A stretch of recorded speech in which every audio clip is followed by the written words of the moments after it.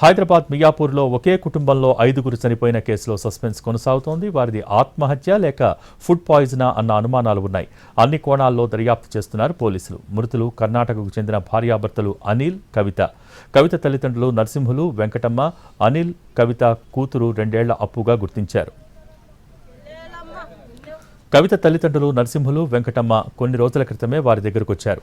అనిల్, కవిత దంపతులు ఉంటున్న ఇళ్లు ఖాళీ చేసి మరో ఇంటికి ఇవాళే వెళ్లాల్సి ఉంది.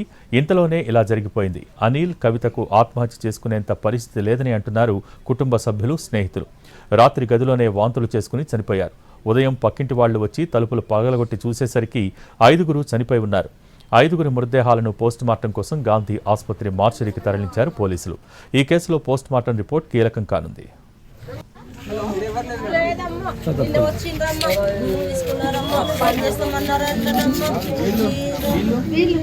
అమ్మ వాళ్ళమ్మ చాలా రోజుల నుంచి ఉన్నారమ్మ.